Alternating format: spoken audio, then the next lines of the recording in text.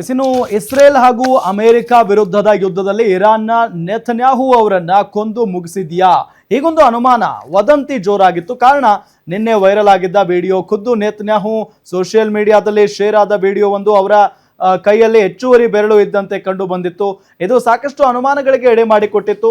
Netanyahu ಹತ್ಯೆಯಾಗಿದ್ದಾರೆ, ಅಲ್ಲದೆ AI ಸೃಷ್ಟಿಸಿ ಈ ವಿಡಿಯೋ ಮಾಡಲಾಗಿದೆ ಎನ್ನಲಾಗಿತ್ತು. ಆದರೆ ಈ ಎಲ್ಲಾ ವದಂತಿಗಳಿಗೆ ಖುದ್ದು ನೆತನ್ಯಾಹು ತೆರೆ ಎಳೆದಿದ್ದಾರೆ.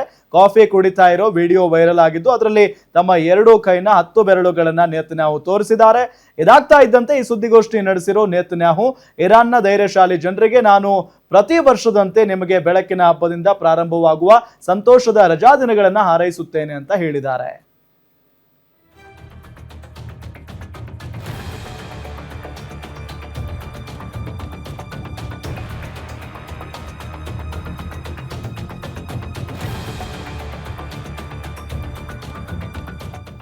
ಸೊ ಒಟ್ಟಾರೆ ಕ್ಲಿಯರ್ ಮಾಡ್ಬಿಟ್ರು.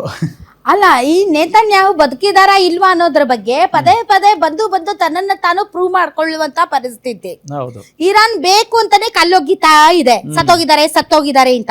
ಇಲ್ಲ, ನಾನು ಬದುಕಿದೀನಿ ಅಂತ ವಿವಿಧ ರೂಪಗಳ ವಿಡಿಯೋಗಳನ್ನ ಹಾಕಿ ಈಗ ಬಹಳಷ್ಟು ಸಂಸ್ಥೆಗಳಿವೆ. ಈಗ ಚಾಟ್ GPT ತರದ ಬಹಳಷ್ಟು ತುಂಬಾ ಡೀಪ್ ಫೇಕ್ ವಿಡಿಯೋಗಳಾದ್ರೆ ಅಥವಾ AI ಜನರೇಟೆಡ್ ವಿಡಿಯೋಗಳಾದ್ರೆ ಜನ ಈಗ ಅದ್ರ ಬಗ್ಗೆ ತುಂಬಾ ನಾಲೆಜ್ ಇರೋದ್ರಿಂದ ತರಹೇವಾರಿಯಾದಂತ ವಿಶ್ಲೇಷಣೆ ಮಾಡ್ತಾ ಇದ್ದಾರೆ. ಈಗ ಈ ವಿಡಿಯೋ ಇದೆಲ್ಲ ಹೆಣ್ಮಕ್ಳನ್ನ ಮಾತಾಡಿಸ್ತಾ ಇರೋದು, ಹಿಂದ್ಗಡೆ ಮರಗಿಡಗಳು ಪರ್ವತಗಳು ಇರುವಂತಹ ಆ ಒಂದು ವಿಡಿಯೋದಲ್ಲಿ ಆ ವಿಡಿಯೋದ 28 ಸೆಕೆಂಡ್ಗೆ ಸರಿಯಾಗಿ ಅವ್ರ ಕೈಯಲ್ಲಿ ಒಂದು ರಿಂಗ್ ಇದೆಯಂತೆ, ಅದು ಮಾಯ ಆಗ್ಬಿಡುತ್ತಂತೆ. ಸೊ ಹೀಗಾಗಿ ಇದು ಡೀಪ್ ಫೇಕ್ ವಿಡಿಯೋ, ಇದು AI ವಿಡಿಯೋ. ಮತ್ತೆ ಡೌಟ್. ಸೊ 28 ಸೆಕೆಂಡ್ಗೆ ಸರಿಯಾಗಿ ಆತನ ಕೈಯಲ್ಲಿರುವಂತಹ ರಿಂಗ್ ಮಾಯ ಆಗುತ್ತೆ. ಆಮೇಲೆ ಸ್ಕಿನ್ ಟೋನ್ ಅಂತ ಏನ್ ಹೇಳ್ತಾರಲ್ಲ, ಅದು AI ಜನರೇಟೆಡ್ ಅಥವಾ ಎಡಿಟೆಡ್ ವಿಡಿಯೋ ಆದ್ರೆ ಒಂದ್ ಸ್ವಲ್ಪ ಕೆಂಪ್ಗೆ ಕಾಣುತ್ತೆ ಅಂತ, ಕಲರ್ ಬೇರೆ ಬೇರೆ ಕಾಣುತ್ತೆ ಅಂತ ಸ್ಕಿನ್ ಟೋನ್ AI ಜನರೇಟೆಡ್ ಆದ್ರೆ ಅಂತ. ಆಮೇಲೆ ಈ ಹಿಂದ್ಗಡೆ ಇರುವಂತಹ ಈ ಮರಗಳು ಮತ್ತು ಪರ್ವತಗಳು ಏನಿದಾವಲ್ಲ ಅವುಗಳ ಪಿಕ್ಸಲ್ ಒಂದೊಂದ್ಸರಿ ಒಂದೊಂದ್ ತರ ಚೇಂಜಸ್ ಆಗ್ತಾ ಇದೆ. ಹೀಗಾಗಿ ಇದು ರಿಯಲ್ ವಿಡಿಯೋ ಅಲ್ಲ ಅಂತ ಹೇಳ್ತಾ ಇದ್ದಾರೆ.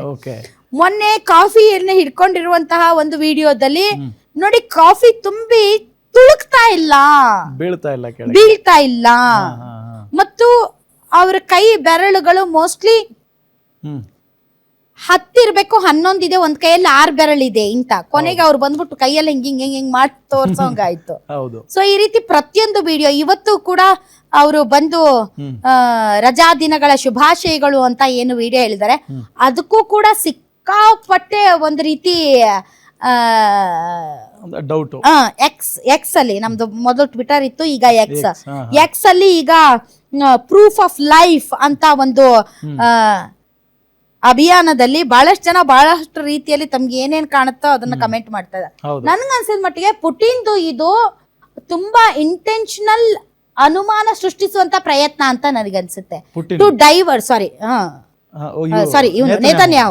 ನೇತನ್ಯಾಹುದು ಇದು ಇಂಟೆನ್ಷನಲ್ ಆಗಿ ಅವರು ಇವ್ರು ಸತ್ತೋಗಿದ್ದಾರೆ ಅಥವಾ ಇವ್ರು ಇದಾರಾ ಇಲ್ವಾ ಅನ್ನುವಂತ ಅನುಮಾನವನ್ನ ಸೃಷ್ಟಿ ಮಾಡ್ತಾ ಇದ್ದಾರೆ. ಯಾಕೆ ಅಂದ್ರೆ IRGC ಅಥವಾ ಇರಾನ್ನ ಗಮನವನ್ನ ಬೇರೆಡೆಗೆ ಸೆಳೆಯೋದಕ್ಕೆ. ಅವ್ರಲ್ಲಿಲ್ಲ, ಇವ್ರು ಇಲ್ಲಿದ್ದಾರೆ, ಇವ್ರಲ್ಲ ನಮ್ ಟಾರ್ಗೆಟ್, ಇವ್ರು ಸತ್ತೋಗ್ಬಿಟ್ಟಿದ್ದಾರೆ ಅನ್ನೋ ತರದ ಒಂದು ಅನುಮಾನವನ್ನ ಸೃಷ್ಟಿಸೋದಕ್ಕೆ ಇವೆಲ್ಲ ಸ್ಟ್ರಾಟಜಿಗಳು. ಇವರು ತಾನೇ ಬೇಕು ಅಂತಾನೆ ಈ ರೀತಿ ಇದು AI ಇದು ಕೊರೋನಾ ಟೈಮಲ್ಲಿ ಬಂದಿರೋದು ಅನ್ನುವಂತ ಸುದ್ದಿಗಳನ್ನ ಹರಿಬಿಡುವ ಮೂಲಕ ತನ್ನ ಮೇಲಿನ ಕಾನ್ಸಂಟ್ರೇಷನ್ ಕಡಿಮೆ ಆಗೋ ನಿಟ್ಟಿನಲ್ಲಿ ಇದು ಪ್ರಯತ್ನ, ನಾನಲ್ಲ ಟಾರ್ಗೆಟ್ ಅಂತ ಈ ಮೊಸಾದ್ ಇದೆಯಲ್ಲ, ಬೇಹುಗಾರಿಕಾ ಸಂಸ್ಥೆ, ಅದ್ರದ್ದು ಏನೋ ಸ್ಟ್ರಾಟರ್ಜಿ ಅಂತ ಹೇಳಲಾಗ್ತಾ ಇದೆ. ಆತ ಎಲ್ಲಿದ್ದಾನೆ ಅಂತ ಗೊತ್ತಾಗಬಾರ್ದು ಅಂತ. ಮೋಸ್ಟ್ಲಿ ಬಂಕರ್ ಅಲ್ಲಿ ಇರ್ಬೋದು ಅಥವಾ ಬೇರೆ ಎಲ್ಲಾದ್ರೂ ಇರ್ಬೋದು ಅಂತ.